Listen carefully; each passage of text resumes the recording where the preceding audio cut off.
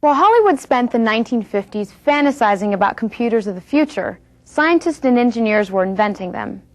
Hello, and welcome to the journey inside the computer. Now, when this film was released, modern computers were in their infancy, but humans had been building calculating machines for thousands of years.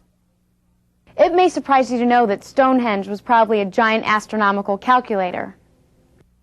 Here's one of the first portable calculators. It was invented about 5,000 years ago. It could add and subtract and didn't require batteries. So ingenious, the abacus is still in use today. Later on, Charles Babbage laid the groundwork for modern computers in the early 1800s. He designed mechanical calculating machines with 4 parts: input, data storage, a processor, and output. Babbage's machines never worked, but today's computers have a similar design. We are here at the Computer Museum History Center, where they have assembled some of the most important computers in the last 50 years. I guess you could say this place is kind of like a Computer Hall of Fame. Great, Brahman. But what's with a toaster? Oh, well, good question. See, this toaster illustrates the 4 basic parts of the computer. Now, just like a computer at your home, the raw data goes in, the information gets stored, then this raw data gets processed, or in this case, toasted. Bam! The end result. It is pretty tasty. But there still is one big difference between the computer and the toaster. That's the processor. See, the computer's microprocessor is so powerful and so versatile, it can do so many more tasks than just this toaster. But the key thing to remember is that both of these machines still have these 4 basic parts. Let's start with input. When the first general-purpose computer was built in 1945, data had to be entered by flipping switches and plugging wires.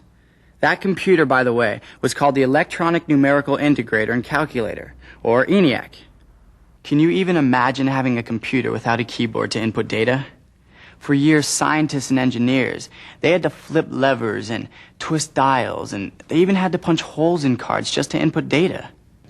Even with this kitchen computer, people were expected to flip switches to store their recipes.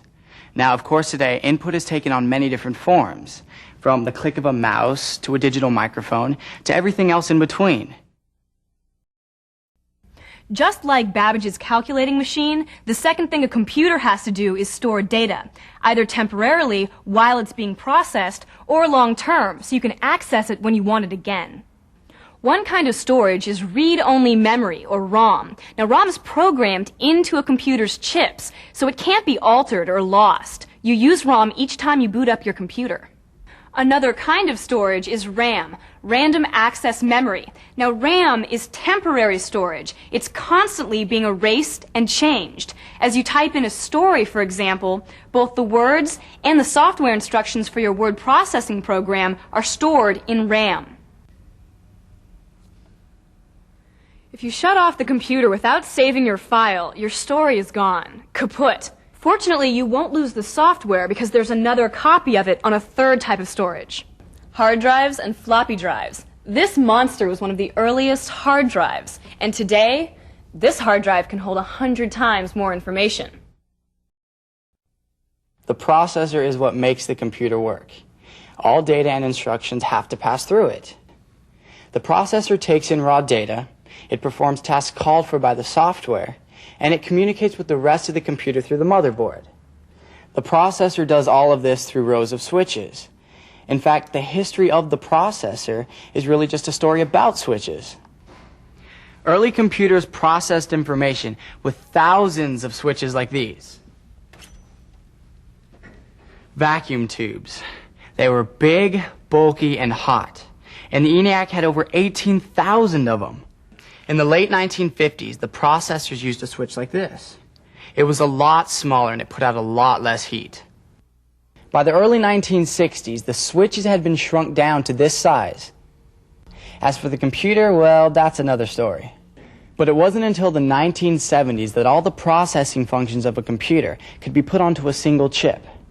Here's the first microprocessor, the 4004, invented by Intel in 1971 for this calculator.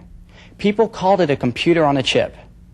Microprocessors could be programmed to perform many different tasks, and as computer hobbyists soon realized, these processors could be used as the brains of a personal computer.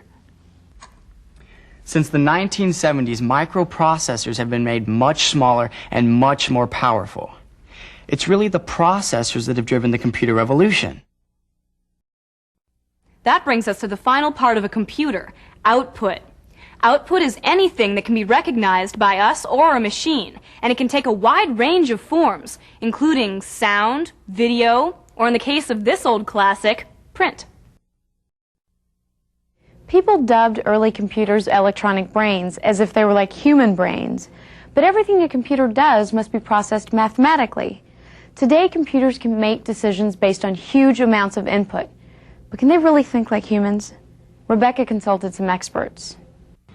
Computers have received a lot of attention for their skill in chess, and players regularly practice against computerized programs, so we thought they might have an insight on how a computer's brain is different than a human's. It's different because, yes, a computer is much more constant. It makes better moves than you would think it would.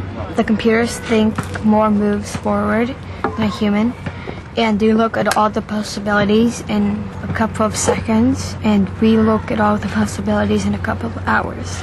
Do you think a computer has a brain? No, I don't think it has a brain. It just kind of has memory, and that it just uses that to... It doesn't really think. Yeah, creativity does count. It, first of all, helps you more with your planning. You can see further ahead and more complicated moves. You can be tired when you play, you have fears, you can be afraid of the opponent you're going to play, and that really damages your skill. You can be a lot weaker because of that, but the computer has no idea who it's playing. It's not afraid of anything, it's not tired. Checkmate.